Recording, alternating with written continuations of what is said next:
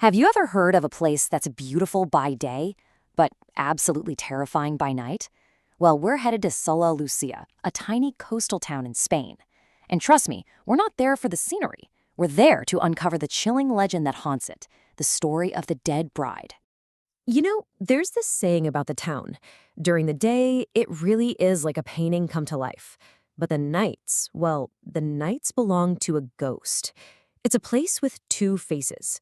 A perfect postcard when the sun is out, but when it goes down, a much, much darker story comes out to play.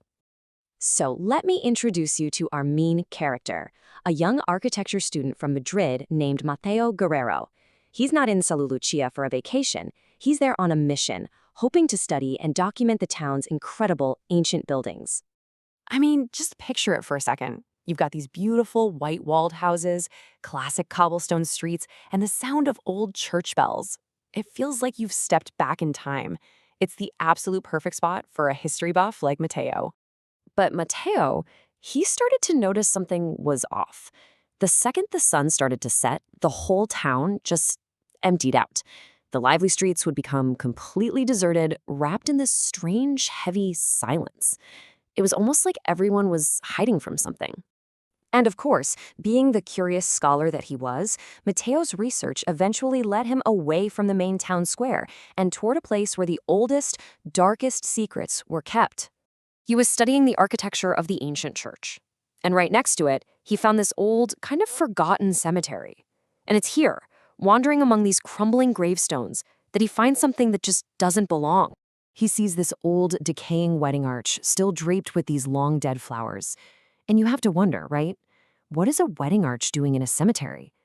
But the weirdest part was the ground right underneath it. The soil was all dark and disturbed. He probably didn't think much of it then, but that little discovery, that was the beginning of everything. That very same night, back in his room after visiting the cemetery, the eerie quiet of Salo Lucia was about to be shattered for Mateo. So imagine him working late, and suddenly he hears it. Faint footsteps just outside his room.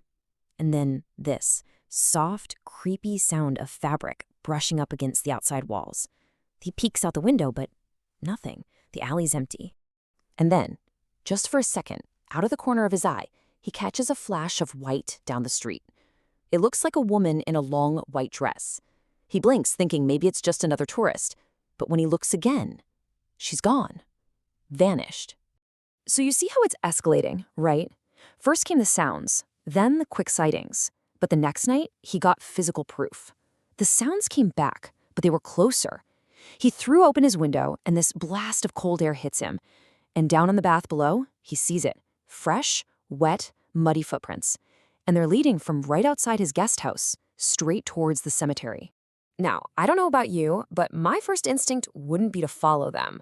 But Mateo, driven by this crazy mix of fear and curiosity, he does exactly that. The tracks lead him right through the cemetery gates, past the graves, and they stop right at that decaying wedding arch. And standing under it was her. And this was no quick glimpse.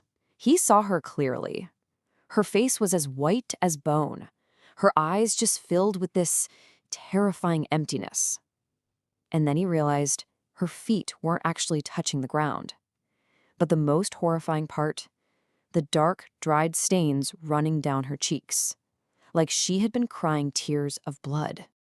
As you can imagine, Mateo was terrified. He barely slept. The next morning, he went straight to the old man who ran the guest house. And the moment he mentioned seeing a wedding arch in the cemetery, the caretaker's face just went white.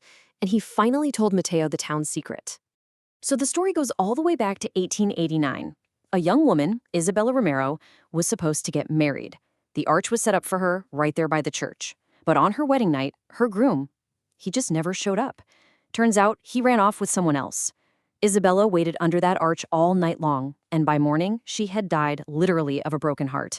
And they say her spirit, the dead bride, is still waiting there for a groom to finally come for her. So now Mateo knew exactly what he'd seen. And this wasn't just some spooky local tale anymore. This was real, and suddenly it felt very, very personal. And things were about to get so much worse.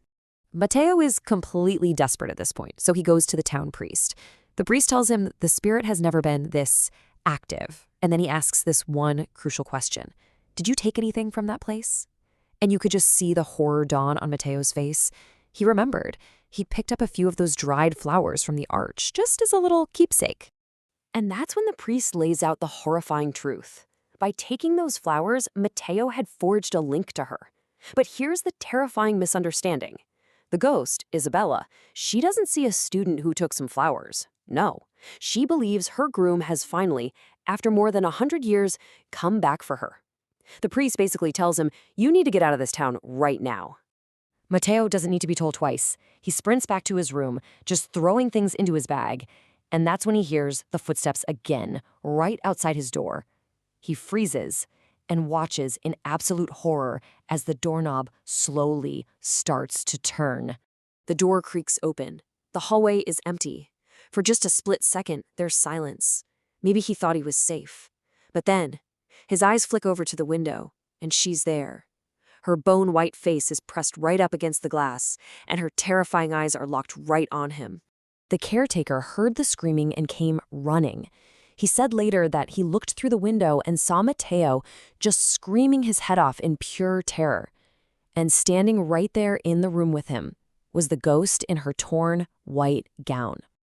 The caretaker managed to force the door open, but it was already too late. The legend of Salo Lucia was no longer just a story. It was real, and it had just claimed another victim. The room was completely empty. Mateo was just gone. A few hours later, they found his body. He was back in the cemetery, lying right under that wedding arch, covered from head to toe in that dark, wet mud. The people in town will tell you the dead bride finally got what she was waiting for. She has her groom now, and she's taken him with her for all eternity. And it just leaves you with this one chilling question that still hangs over that silent town. Has she finally found her groom? Or is she still waiting?